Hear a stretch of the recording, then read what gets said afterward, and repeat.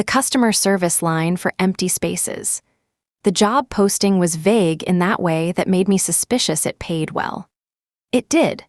3 times what I'd made at my last call center, and all I had to do was answer phones for Meridian Solutions between the hours of 9 p.m. and 5 a.m. The interview happened over video call with a woman named Patricia who never looked directly at the camera. She asked if I could handle ambiguity with grace and whether I'd ever felt uncomfortable in a room full of people I couldn't quite see. I said yes to both, mostly because I needed the money.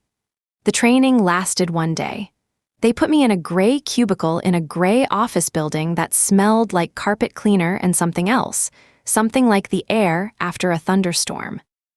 My trainer was a man named David who had a habit of finishing sentences and then continuing to move his mouth for a few extra seconds, like there was more he wanted to say but had decided against it.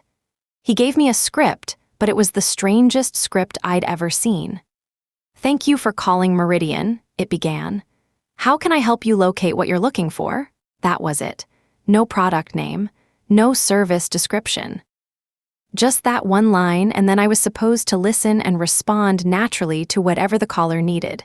"What if they ask what we do?" I asked David. "They won't," he said. "Not on the first call." He didn't explain what he meant by first call. My first shift started at 9 p.m. on a Wednesday. The office was nearly empty.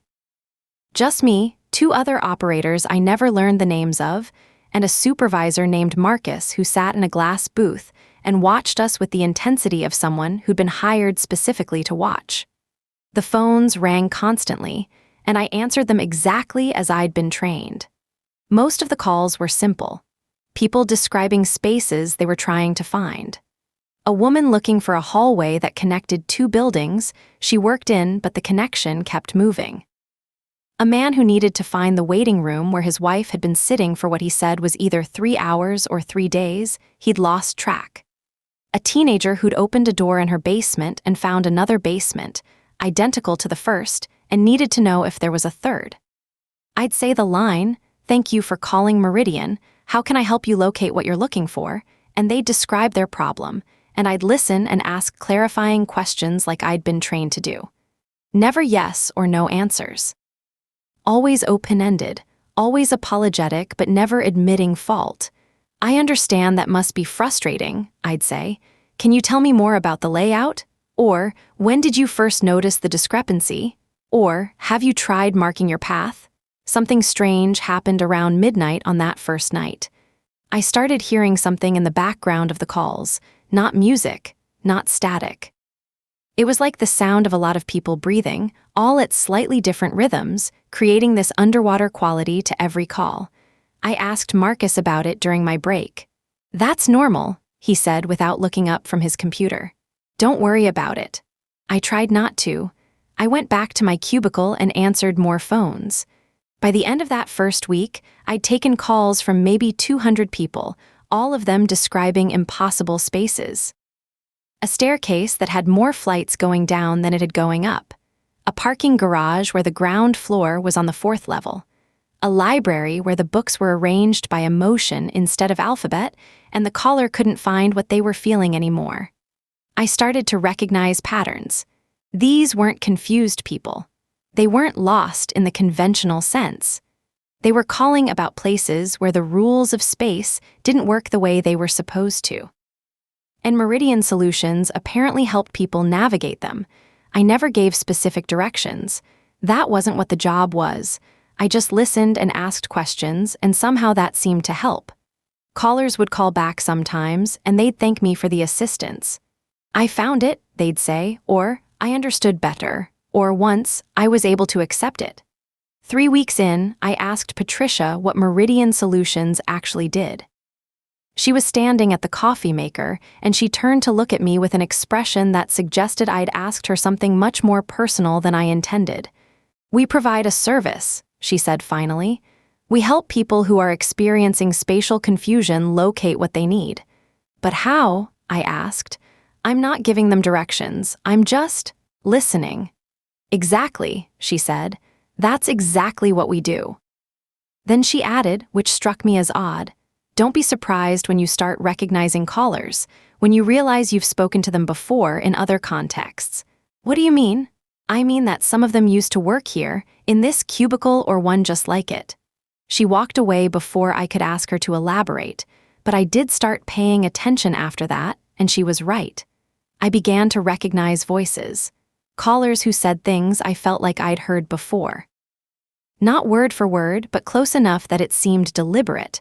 And more than once, I could have sworn I was talking to someone I'd already talked to, except they were describing a different impossible space than before.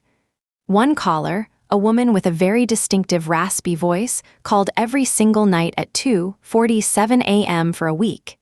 Each night, she described a different house. Different layout each time, different problem, but it was definitely her, I was certain. On the 7th night, I asked her directly, "Have we talked before?" There was a long pause. In the background, I could hear that sound again, all those people breathing. "Not yet," she said, "but we will." She hung up. I started to notice things about the building. The way the hallway from my cubicle to the bathroom seemed longer some nights than others. How I'd pass the same painting, a landscape of a place that didn't quite make sense, hills that curved wrong, a sun in the wrong part of the sky, and sometimes it was on my left and sometimes on my right, and the walls between them looked different. Marcus's glass booth was always empty when I checked, but I could see into it from my desk, and sometimes I'd see movement in there when I wasn't looking directly. I started to wonder if I was becoming a caller instead of an operator. If the listening part was the point, but there was more to it, if by taking these calls I was learning to navigate something myself. One night, David came into the office. He hadn't been there since my training day.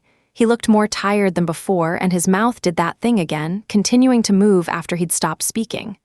"How long are you planning to stay?" he asked me.